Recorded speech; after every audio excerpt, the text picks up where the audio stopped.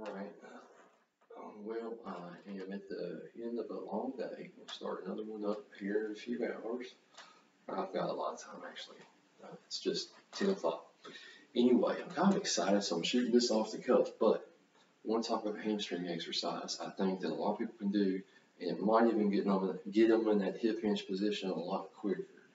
And it's going to be a combination of pull through, and really, we're just going to use a dowel rod, or I've got this metal pole here from a tent or a cot that I'm using. But a lot of times, I think on pull throughs, this is just my impression, I feel like they're not done or given to people as much because of the awkwardness of it. A pull through is basically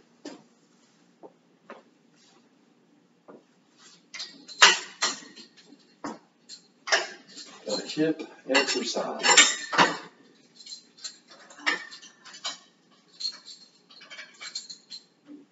A glute exercise, hamstring, that area, more glute than anything.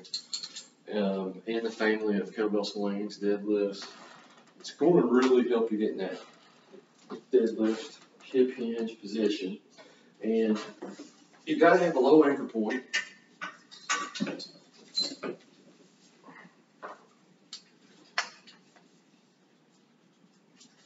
It's okay that if it travels up somewhat. Think of the tension here. And then I'm going to show you a pull through. I'm going to double this.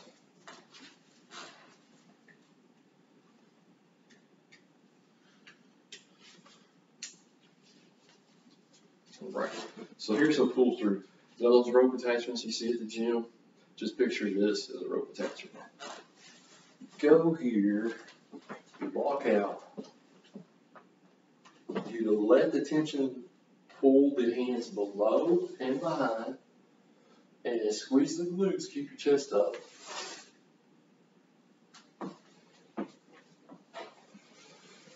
Let me do a couple more reps. Sorry.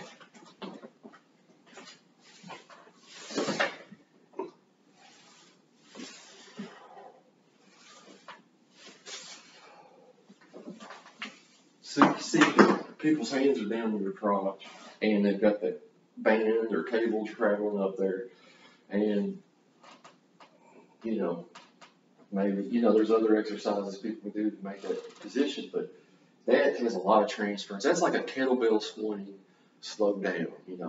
Kettlebell swing, you don't have a lot of control over that swing on the way down and behind. This you do. So if you're good here and you start to buckle there, this is a good one to slow it down. Say, hey, keep your shoulders down. And I tell people, hey, rest the back of the forearms as you come up. Rest the back of the forearms against, the front of the hips, that pelvis, right there. You don't want any kind of arm exertion. But sometimes you'll see people pull this up, and it's because so hand focused, and that's totally natural. It actually means you're doing a heck of a lot. You're probably just so focused on outcome. But what we're doing here is hip, hip, hip, hip. It don't matter.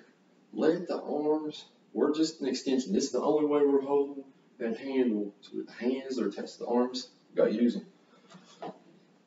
The trunk is the main thing. When you see people do this, they're going to buckle, and we don't want force traveling up here. It's the swing. Just think of the hips. Full hip extension is all we want. So sometimes you'll still see that. So what I was thinking of, and it's such a beneficial exercise, I still give it to people, even though it's kind of antiquated. Not in my book, not in my world, but like I say, you don't see them as much.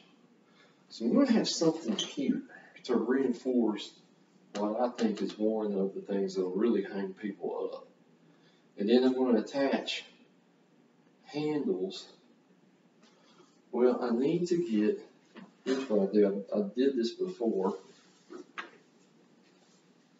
I'm going to go here. and we're going to use these straps.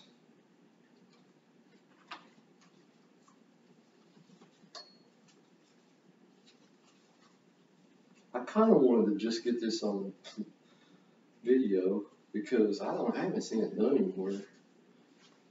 But it does, one thing is it takes the awkwardness out of it.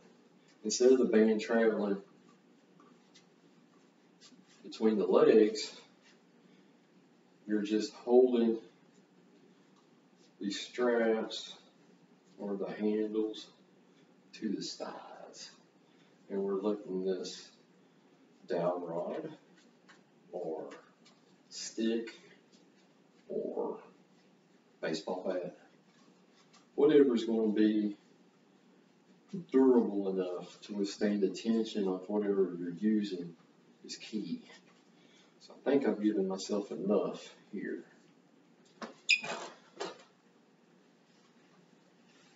Just barely, maybe. Forearms need to be in front of the stick. I'm not going to lie to you, this is kind of a setup.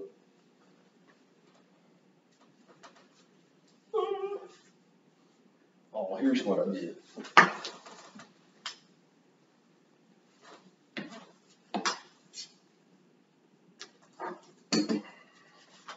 The stick is going to serve as the end point. We should maintain contact between the backs of the forearms and the front of the stick, dowel rod. Don't use a metal thing. I'm just demoing this because it's the only thing I have. I'm kind of excited.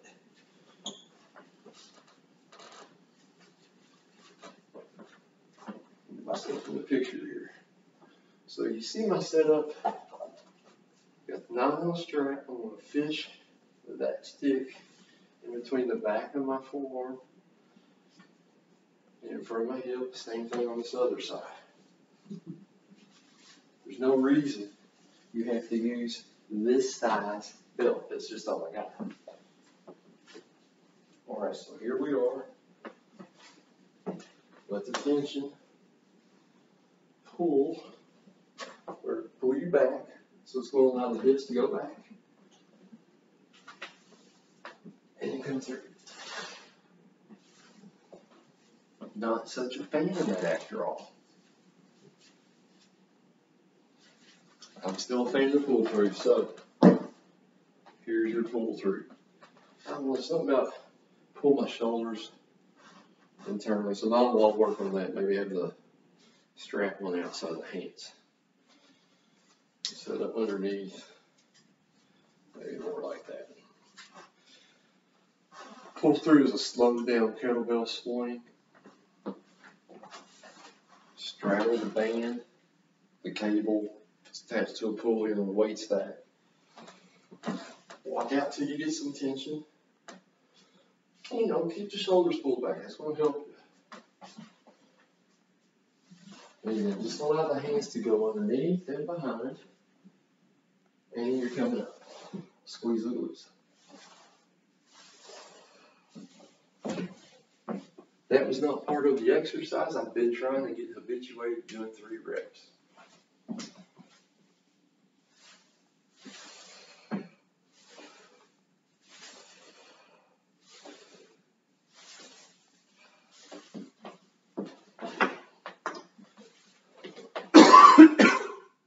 Those are your pull-throughs. We got to get some hip into your program. That is what I give people right off the bat, just to kind of get them to more of the explosive hip swing or kettlebell swing. But you're a big fan of the split squats.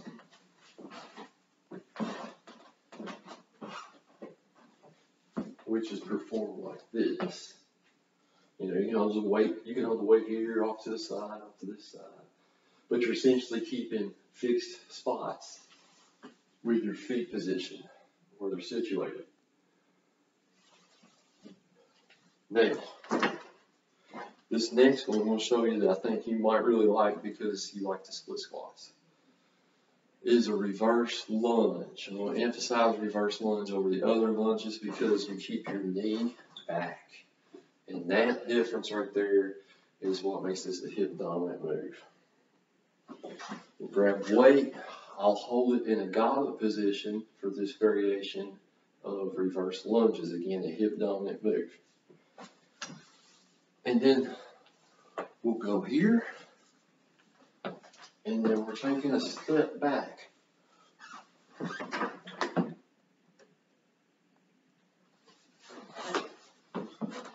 Going into that half kneeling position or getting close. And then coming back up to full standing position with the feet together. And then you can alternate or you can knock them out one at a side.